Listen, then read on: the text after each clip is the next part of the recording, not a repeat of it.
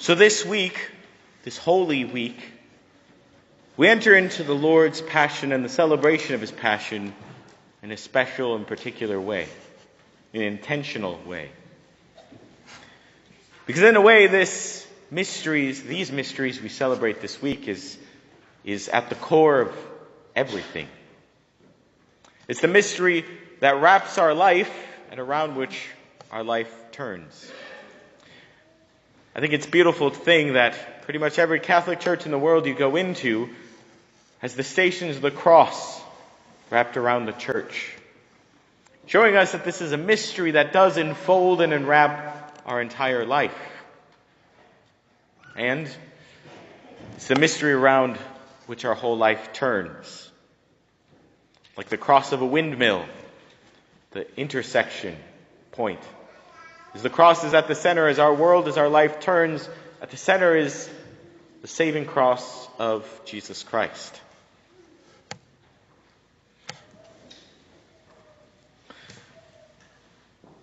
And there's such a rich and inexhaustible mysteries that we celebrate, that there's so much that we can continue to unpack. Because as our lives turn and as our worlds turn, every year we meditate on this mystery again and again. Because every time our life turns, we encounter this mystery in a new way. Or this mystery encounters us in a new way. That there's so much richness to unpack, to meditate on.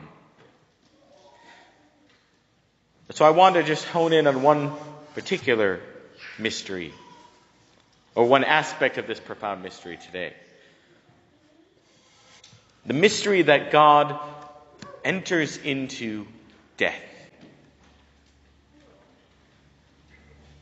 At the fall of Adam and Eve, in the creation story, in the story of the fall of humanity, it was in their fall that they rejected God. God, who is the source of life, the creator of all things, from which all life flows forth.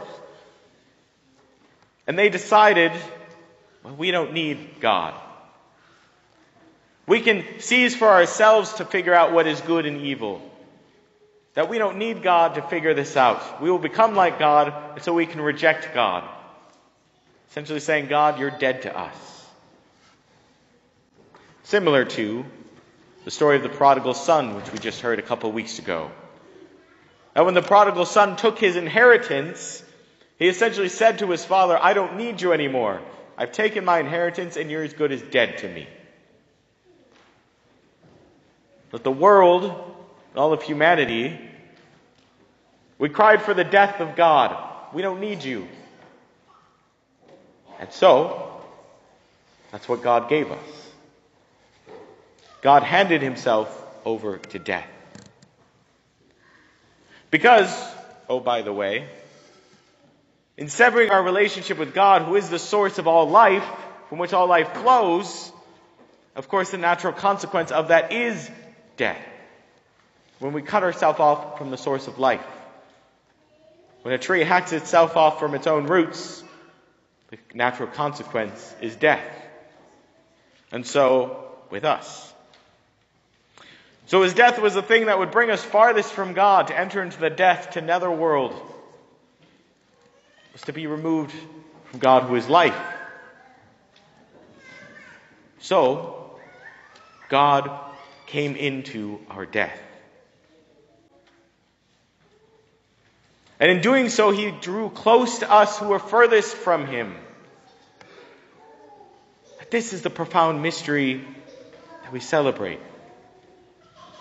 That God entered, if you will, the God-forsaken place for the sake of God-forsaken man. So that it's in that very place that seems God-forsaken that Jesus enters into. But that when we're in that place, whether it's our actual death or experiences of death in life, our experiences of death are those experiences of being God-forsaken, abandoned by God. My God, why have you forsaken me? And there is God incarnate. When we cry out those words, we share that with him. There he is with us. That he enters into our experience of suffering, of evil, of destruction, of betrayal, of death. And there he is. That it's the profound glory of God to take the very thing that was our demise, the very instrument of our destruction, the very thing that took us farthest from him, and to twist it to become the very doorway back to him. To take the broken ruins of our lives and to rebuild the ladder into heaven, into paradise that was lost. So whatever that is, whatever horrible thing we've been through, whatever we've experienced in life, our experiences of darkness, of death, our experiences of hell in this world, that Jesus enters the very bowels of that, the bowels of hell and death, to draw us back to him. And this is our radical hope as Christians.